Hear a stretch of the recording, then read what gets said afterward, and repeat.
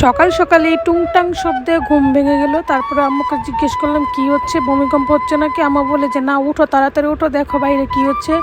তো আসসালামু আলাইকুম, কী অবস্থা, কেমন আছো? আবারও চলে আসলাম তোমার সাথে একটা মিনি ব্লগ নিয়ে শেয়ার করতে। আশা করি ভালো আছো। এই যে ফাইনালি আমি একটা চাচাকে মোড়া দিয়ে দিলাম বসার জন্য, উনি আগলা বসেছিল, আমার খুব খারাপ লাগতেছিল।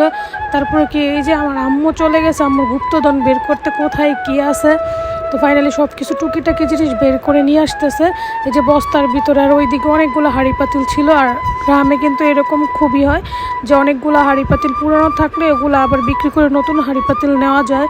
এই যে ফাইনালি যেগুলো চা বানাইতো, বুট সিদ্ধ করতো বা কালো হয়ে গেছে, ওই পাতিলগুলো কিন্তু বেশি নষ্ট হয় নাই, কালারের জন্য আমি চেঞ্জ করে ফেলতেছে। এই যে আঙ্কেলটা একবারে হাতুড়ি দিয়ে কি জানি একটা পাল্লা দিয়ে বাইরে সব নষ্ট করে ফেলতেছে। এদিকে আনাফ আম্মু বসে রয়েছে, আব্বু দাঁড়ায় রয়েছে, আর আমি এই যে ঘুম থেকে উঠে গেছি, একদম ফ্যাকাশে লাগতেছে। তারপরও কিন্তু ভালোই লাগতেছিল শব্দটা, টুংটাং শব্দে যে কলসটা কিন্তু একদম ভালো ছিল, কিন্তু প্রয়োজন পড়ে না, এই জন্য দিয়ে দিয়েছে। আর উনি ওইটাকে একদম ভেঙে ফেলতেছে। সবচেয়ে বড় কথা হচ্ছে টুংটাং শব্দটা একদম কানের মধ্যে লাগতেছিল আর ভালোই লাগতেছিল, মানে পুরোনো দিনের অতীতে ফিরে গেলাম। আর এই সবচেয়ে মানে ইউনিক ছিল এই বাটিটা। আর 200 গ্রাম, 50 গ্রাম, 100 গ্রাম এরকম পাথরগুলো দেখার বেশি ভালো লাগতেছিল।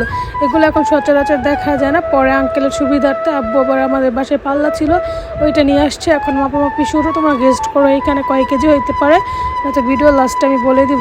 আর কার কার এলাকায় এখন পর্যন্ত এইভাবে হাঁড়ি পাতিল নেওয়া হয়, টাকা দেওয়া হয়, এবার পাতিল দেওয়া হয়, অবশ্যই কমেন্ট করে জানাবা। আর সেই ফাঁকে এখন পর্যন্ত আমি প্রমোশনাল ভিডিও কাজ শুরু করছি, আলহামদুলিল্লাহ 2-1টা আসতেছো। তো তোমরাও যদি কেউ করাইতে চাও অবশ্যই আমাকে হোয়াটসঅ্যাপে নক করবা, স্যাক্রিফাইস করে করার চেষ্টা করবো ইনশাল্লাহ। সেই সাথে কিন্তু হাঁড়ি পাতিল মাপাও শেষ। এই যে ফাইনালি কিন্তু আম্মু ডেকগুলো দেখতেছিল, কিন্তু পাতিলগুলো অনেক বড় বড় ছিল। আমাদের বড় পাতিলের দরকার নেই, পর্যাপ্ত পরিমাণ আছে, ছোট পাতিলের দরকার ছিল। তো কি আর করা, একটা পাতিল দিয়ে আম্মু বাকিগুলো টাকা নিয়ে নিবে। তাহলে তোমার গেস্ট করে 2টা পাতিল থেকে আমরা কোন পাতিলটা নিয়েছিলাম। এই যে ফাইনালি চাচা মিয়া আমাদেরকে টাকা কিন্তু বুঝিয়ে দিতেছিল। এই যে আব্বু একদম টাকা গুনে বুঝে নিতেছিল। তোমরা গেস্ট করে আমরা কত টাকার পাতিল বেচছি, অবশ্যই টাকাটা দেখা যাচ্ছে, কমেন্ট করে জানাবা।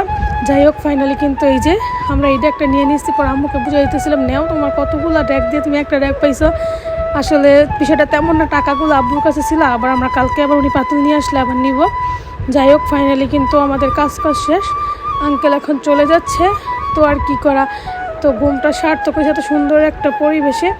আর তোমাদের দিকে কার কার দিকে এখন পর্যন্ত এইভাবে হাঁড়ি পাতিল বিক্রি করে আম্মুরা বা নেও।